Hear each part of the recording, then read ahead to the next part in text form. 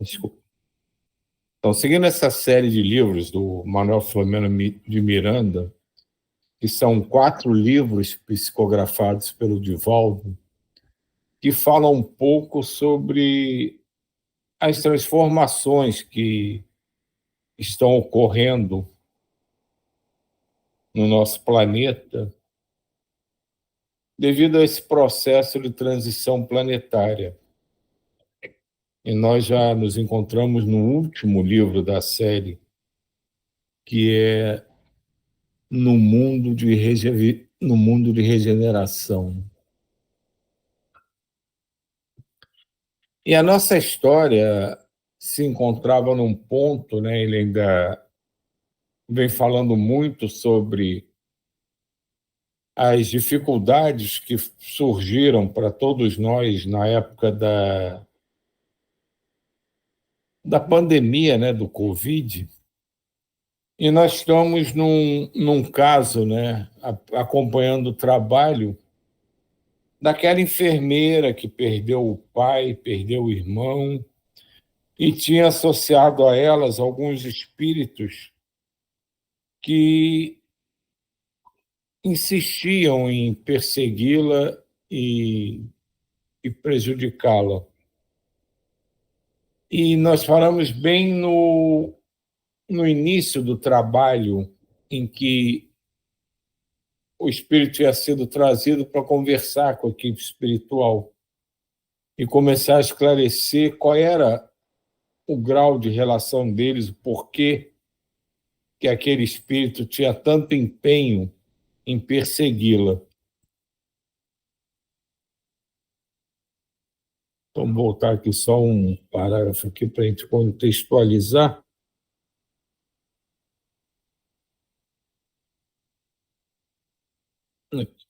Nosso benfeitor havia perguntado: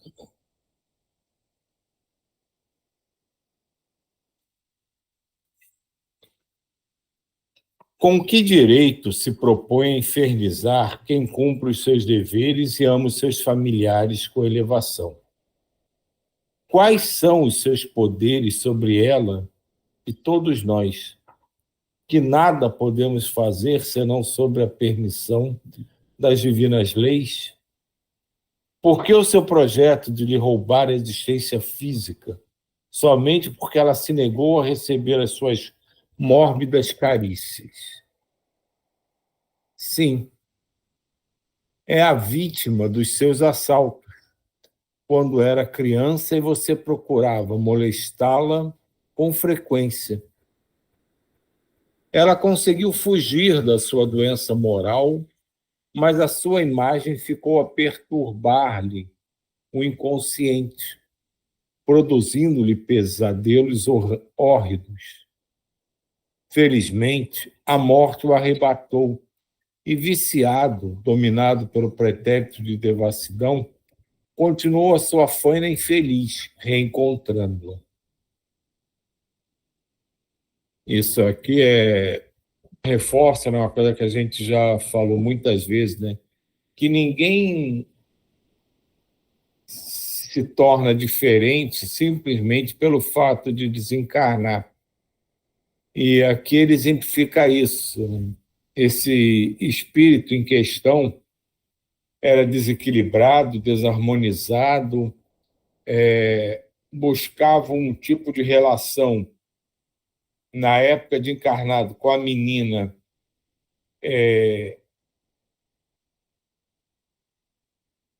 desequilibrada, e quando foi precipitado pelo o seu desencarne, ele continuou da mesma forma, com os mesmos pensamentos, com os mesmos desejos. Ele não conseguiu se livrar disso, trabalhar essa deficiência moral que ele tinha naquele momento. E na oportunidade que ele teve de reencontrá-la, os desejos deles eram os mesmos. E por não conseguir realizá-lo, tudo se transformou num ódio, numa tentativa de não só prejudicá-la, mas a intenção dele, como a gente viu mais no texto acima, era realmente provocar o seu desencarne. E possivelmente, provavelmente, a intenção dele era, caso conseguisse na mente dele provocar o desencarne dela, era subjugá-la aos seus desejos, ao seu desequilíbrio, à sua desarmonia.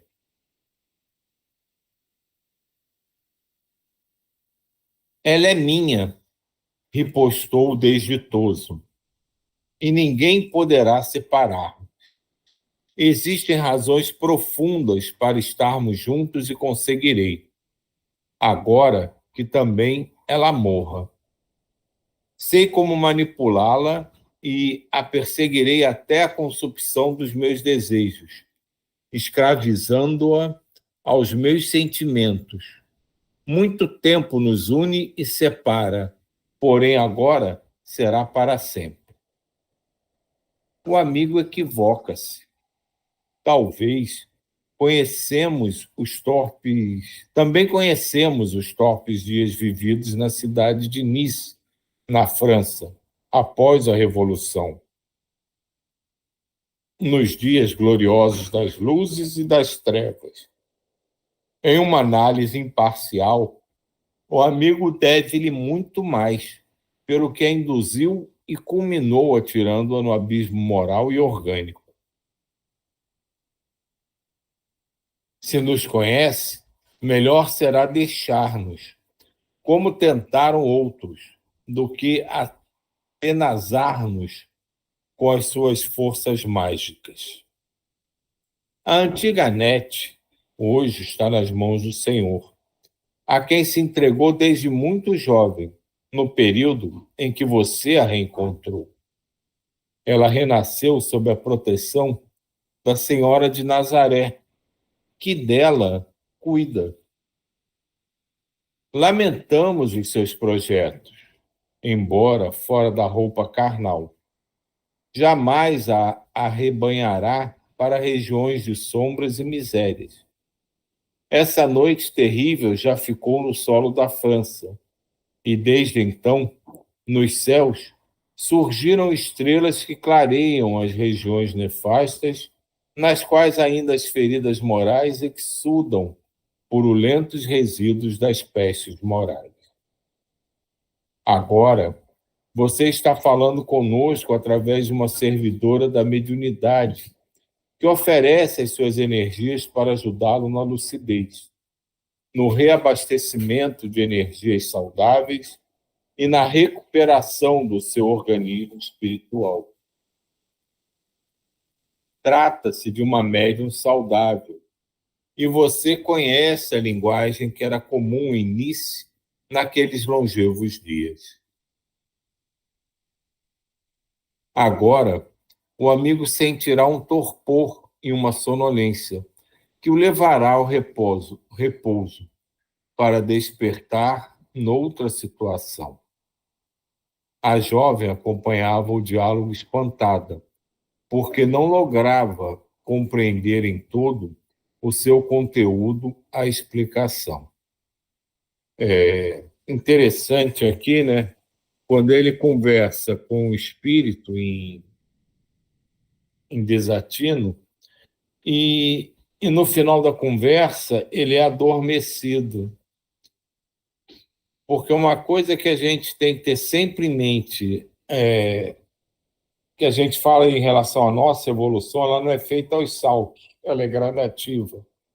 E da mesma forma, a recuperação, né, a reestruturação, o reequilíbrio de espíritos que permaneceram em desatino, desorientados, desarmonizados, não é feita por passe de mágica, como ele mesmo falou. Isso é gradativo, isso é um trabalho de conscientização, de modificação de vibração, de energias.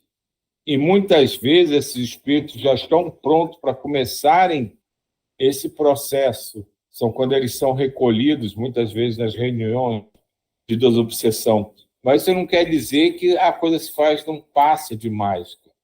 É todo um trabalho que às vezes ainda demora muito tempo para ser realizado. Diga aí. Pegando esse gancho que você falou aí, Silvio, olha só que coisa interessante. Por que há necessidade de ter essa doutrinação através da incorporação? Os livros, sempre que a gente lê, sempre bate nessa tecla, tá? Agora você está falando conosco através de uma servidora da mediunidade, que oferece suas energias para ajudá-las na lucidez, no reabastecimento de energias saudáveis e de recuperação do seu organismo espiritual.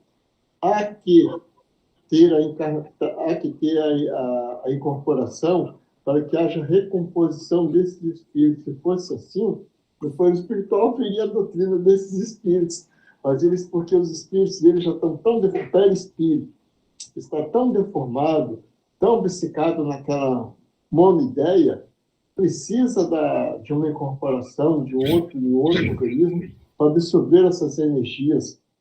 E aí ele sofreu esse processo que ele está sofrendo aqui, entendeu? Da consciência dele mesmo, de situações, você agora vai ser anestesiado, você vai dormir. O procedimento é sempre mesmo. Esse trecho aqui, todos os livros que falam disso, ele sempre bate nessa tecla, é só isso. E você chamou a atenção, lembrou, na verdade, a atenção da gente a uma coisa interessante, né, importante. Esses espíritos estão desencarnados, mas os envoltórios deles são matéria, um pouco mais sutil do que o nosso corpo, mas é matéria. E como você estava me falando, né, realmente, se eles têm ali um desajuste, eles precisam de ajuda material para, não é só espiritual. Eles precisam da matéria para reorganizar aquela matéria, mesmo que mais sutil do que o nosso corpo, continua sendo matéria.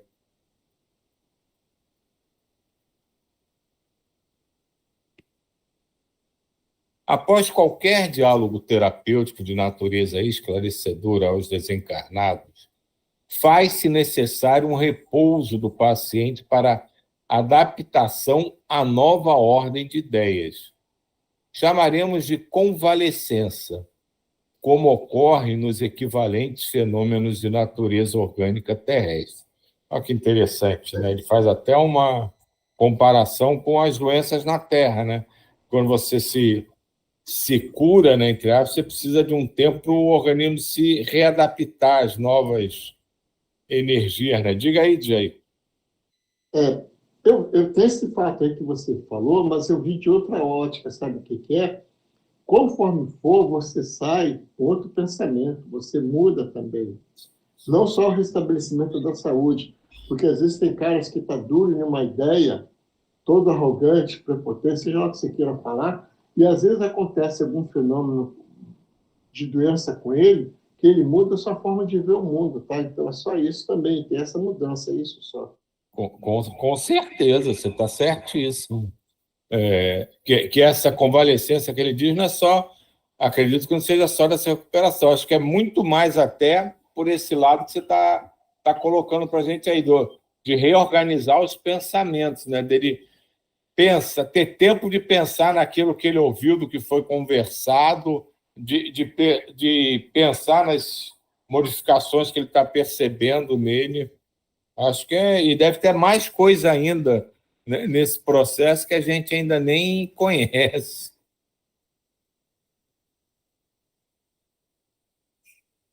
A assimilação dos conteúdos é lenta, ocupando as áreas físicas e mentais, antes sobrecarregadas pelas energias deletérias.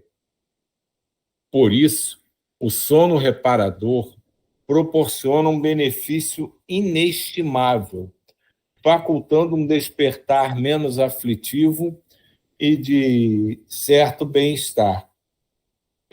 Aqui eu vou colocar uma coisa que antigamente eu pensava, tá? Que eu achava que esse sono reparador era só para dar tempo, né, para o espírito que estava ali, né, ser abordado novamente. E assim, porque a gente costuma entender sono como uma coisa totalmente desligada. E agora, né, eu penso diferente. Da mesma forma, quando a gente dorme, e a gente pode estar dormindo aparentemente e totalmente para quem está ao nosso redor, mas o nosso espírito pode estar desdobrado, pode estar fazendo um monte de coisas. Agora eu penso isso também, esses espíritos estão ali adormecidos, mas não deixam de trabalhar a mente deles, de repente até uma essência dimensional diferente deles pode continuar sendo trabalhada enquanto ali, na dimensão atual que ele habita, ele está se recuperando através do sono. Diga, Jay. É do nosso conhecimento que existe a terapia das vibrações, né? Então, o que acontece? Ele foi para o sono e foi levado para outro lugar. Vamos raciocinar. O lugar que ele vivia tinha vibração do jeito que ele queria, tá? Ele se identificava com essa vibração. Com esse sono, ele também será reparador porque o lugar que ele irá ser colocado. Então, poderá ter músicas suaves, músicas para amenizar a animalidade dele, sons de natureza, sabe? Alguma coisa assim, alguma vibração que fez com que alguma vibração que tirou ele daquela vibração que ele tinha pesado. Então, isso também ajuda nesse sono reparador dele modificar a sua forma de ver o mundo. É só isso.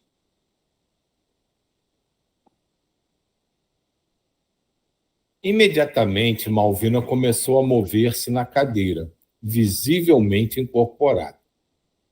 Antúlio acercou-se da média em transe profundo, e eu notei que o espírito em psicofonia era alguém com significativa alteração da forma espiritual. A face era lupina, e, embora mantivesse a forma humana, encontrava dificuldade para adaptar-se ao organismo eletrônico da mediunidade. Observei que, simultaneamente, diversos espíritos perturbados que sintonizavam com o comunicante eram como que telementalizados por ele, que demonstrava na face alterada a máscara do ódio e do desespero, por sentir-se quase que imobilizado, com incapacidade de controlar a própria mente, envolta em fluidos escuros que lhe eram habituais. A nossa Malvina era um espírito gentil e missionário, no sentido doutrinário, porquanto servia a causa espírita com abnegação e entrega total. Desde quando passou a cooperar nas atividades do lar que nos albergavam, a sua mediunidade exerceu um papel fundamental nas orientações e programas a serem executados, sem o querer, chamando a atenção dos perversos na erraticidade inferior. Isso é uma coisa que todos nós precisamos dar atenção. Pelo trabalho que a Malvina fazia, ela não fazia isso para chamar atenção, para ser ovacionada ou para ser apontada por ninguém, por nada, mas todos nós podemos, em algum momento, estar expostos a isso.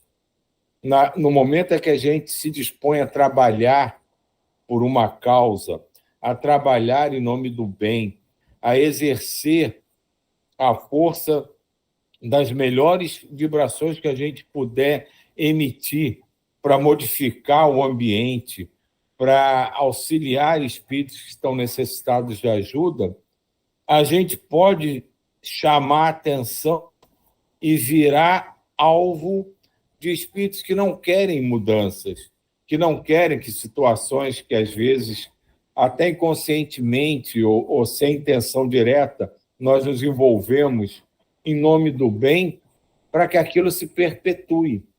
E passam a ser nossos inimigos, como a gente pode dizer, de graça, pelo simples fato da gente querer resolver um problema ou querer que esse ou aquele companheiro de jornada tenha uma vida melhor, a gente pode, com isso, indiretamente, angariar novos inimigos também. Então, da mesma forma que a gente trabalhando, a gente ganha novos amigos, a gente ganha novos perseguidores, novos inimigos. Que isso, na verdade, é mais uma oferta de trabalho que a gente ganha. Por isso que se diz sempre, né, quanto mais trabalho se terá. Porque quanto mais se trabalha, quanto mais a gente se dedica, mais a gente chama a atenção daqueles que não querem as mudanças. E muitos deles, às vezes, vêm até nós para tentar evitar. E, através desse contato, a gente exerce mais uma vez o trabalho que a gente se propõe. Então, essa coisa dessa relação de fazer o bem, de certa forma, atrair o mal, faz parte do trabalho que nos foi proposto e a gente aceitou. E esse mal, entre aspas, que acaba se aproximando pelo bem que a gente constrói, será transformado em algum momento num bem maior ainda. E isso vai gerar um círculo de trabalho em que, quanto mais fizermos, mais espíritos em desarmonia, mais espíritos empedernidos, nós poderemos entrar em contato e mais poderemos construir em nome do bem, do amor, da fraternidade e de tudo que a gente preza por um mundo melhor. Silvio, eu queria pegar essas palavras suas, vamos botar uma vírgula. Isso tudo diz respeito a gente, correto. Então, o que acontece? Nós somos assediados, então nós temos que ter essa força de vontade daqui. Por isso que eu me entrego muito nesse grupo, me identifico muito, porque eu sinto isso, o assédio é muito forte. A gente pensa que dá para passar despercebido, mas eles são muito sutis. Muito sutis, é coisa assim que passa, a gente talvez não acredita, mas isso é pouco, não, mas tá ali o negócio. Às vezes é uma brecha. Eu já contei para vocês de uma mão, que uma vez foi um conflito interno, que eu peguei uma mão enganada, sei lá, aí vinha vinha uma força tão grande para fazer coisa de roubo, era uma coisa assim que ficava de queixo caído, sabe? E a mesma coisa que o horário para você estar aqui, entendeu? E assim sucessivamente. Isso aí é um fato, isso é real. A gente não pensa que esteja longe, que é com fulano, com ciclano, é com o nosso grupo mesmo. Isso acontece com a gente toda hora, só isso.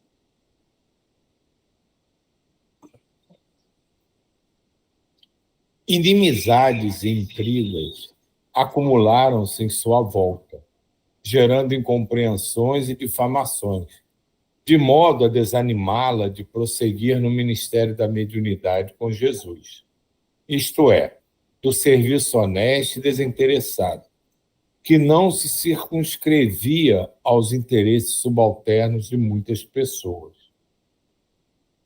Calúnias bem urdidas tentaram massacrá-la, mas ela não desanimou.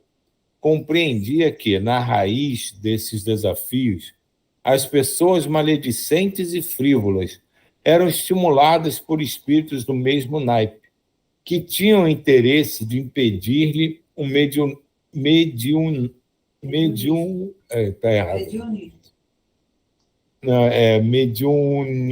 mediunato, a saudável divulgação do espiritismo. Não compreendem os insensatos que toda e qualquer perseguição aos servidores da Grey, seja qual for, resulta na difamação dos ideais de sustentação das vidas. Era exatamente isso que faziam os irmãos perturbadores equivocados e que a odiavam. Mas, recentemente, menos de um quinquênio, o cerco tornou-se-lhe feroz, porque fora proclamada pelas trevas uma guerra contra Jesus, o pacificador, o amor não amado. E, de alguma forma, todos aqueles que buscavam ser-lhe fiéis foram atacados com inclemência, a fim de ser alcançada a meta existencial da filosofia materialista em desenvolvimento. Isso aí voltando ao que aproveitar agora a minha vez de aproveitar o gancho do Djair, eu já tive a oportunidade de conhecer médiuns muito bons, ostensivos, que não suportaram a carga que foi direcionada a eles pelo trabalho que eles realizavam. Alguns se afastaram e, depois de períodos mais breves ou mais longos, conseguiram retornar.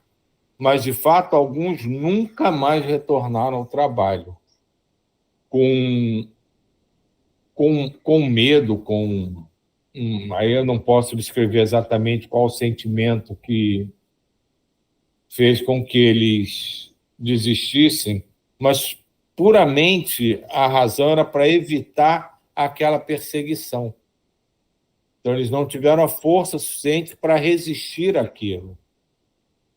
E isso é uma coisa que a gente tem que ter em mente com muito carinho. Vão perturbar a gente? Vão. Como o Jair disse, as coisas são muito sutis às vezes. Muitas das vezes a gente só percebe que teve um pensamento destoante, ou deixou de fazer alguma coisa que era importante ser feita, ou fez alguma coisa que não era legal ter sido feita, algum tempo depois, quando a gente está mais harmonizado, equilibrado, e se lembra daquele momento e consegue refletir. Porque na hora em si da confusão mental, a gente pode realizar, digamos assim, pegando a história do Mamão, pequenos delitos sem tomar consciência, sem perceber. Então, é preciso estar muito, muito atento. Aquela história da vigilância, que deve ser constante, que, infelizmente, creio que nenhum de nós consegue 100% do tempo estar atento, mas é fundamental a gente saber que a gente é também visado e que pode, às vezes, escorregar, mas ter sempre em mente, o escorregão pode acontecer, mas a recuperação tem que vir logo depois. Vou parando por aqui, que já são 8h31. Eu sei se eu deu rapidinho. Diga aí. Dois exemplos, pegando esse gancho que você falou aí, exemplos, pessoas muito próximas. Foi meu irmão, que é médico também, e ele tinha a mediunidade dele era audição. Já isso escutava cada coisa fantástica. E aí, conclusão, houve a pressão, como você falou, ele deixou, aí a vida foi para ele, deu para você entender? Sem dificuldade, sem nada. Então, ele deixou de fazer tudo isso aí, e aí a vida seguiu. Outro exemplo que tem aqui em casa é a Diva. A Diva é uma médium, como é que diz? Sonambúlica. Diva, de noite, ela sentava na ponta da cama, na cama, né? E começava a falar, eu conversava, isso e aquilo, e ela também via. E aí chegou um tempo, ela começou a ver os parentes dela, e ela começou a ficar com medo. Dá para tu ver, dá para tu entender isso, Silvio? Os parentes que haviam falecido, ela ficou com medo e começou a ter aversão. E hoje em dia ela faz tudo direitinho, mas não se liga mais nisso, deu para você entender? E a vida flui para ela. Não tem mais percalço, ela não vê mais os parentes dela, ela já deixou de sentar na ponta da cama e receber... como é que é o nome que eu falei? Me fugiu agora. Sonambulismo. Pronto. Eu conversava com os espíritos 10, 15 minutos. Ela levantava e não se lembrava depois de nada. Além desse fenômeno, tinha o fenômeno... Ela fazia reunião comigo, que a gente fazia em casa, e ela viu os espíritos da mesa dos parentes dela que morreu, ela começou a ficar com medo, pronto, nunca mais, é só isso.